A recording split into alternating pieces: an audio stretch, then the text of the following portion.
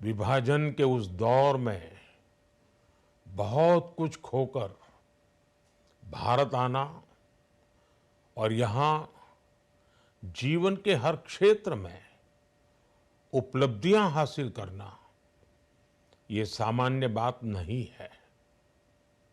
अभावों और संघर्षों से ऊपर उठकर कैसे ऊंचाइयों को हासिल किया जा सकता है, उनका जीवन ये सीख भावी पीढ़ी को देता रहेगा। एक नेक इंसान के रूप में, एक विद्वान अर्थशास्त्री के रूप में और रिफॉर्म्स के प्रति समर्पित लीडर के रूप में उन्हें हमेशा याद किया जाएगा। एक अर्थशास्त्री के रूप में उन्होंने अलग अलग स्तर पर भारत सरकार में अनेक सेवाएं दी। एक चुनौतीपूर्ण समय में उन्होंने रिजर्व बैंक के गवर्नर की भूमिका निभाई।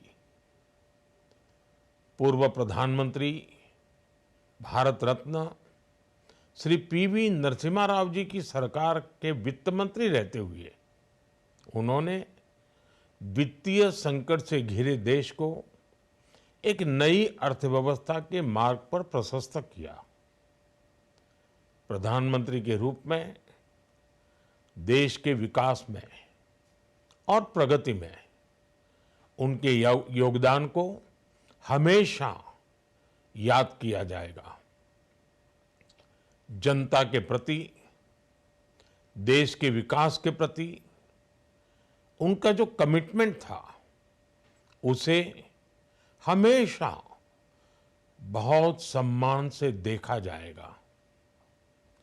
डॉक्टर मनमोहन सिंह जी का जीवन उनकी ईमानदारी और सादगी का प्रतिबिंब था।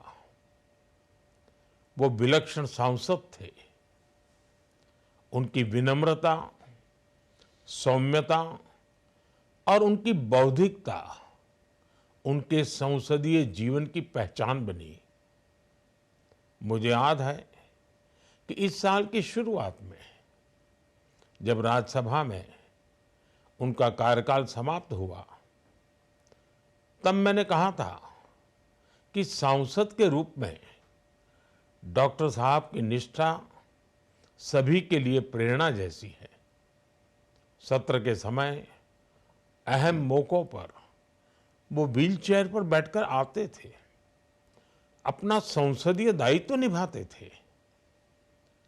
दुनिया के प्रतिष्ठित संस्थानों की शिक्षा लेने और सरकार के अनेक शीर्ष पदों पर रहने के बाद भी वो अपनी सामान्य पृष्ठभूमि के मूल्यों को कभी भी नहीं भूले।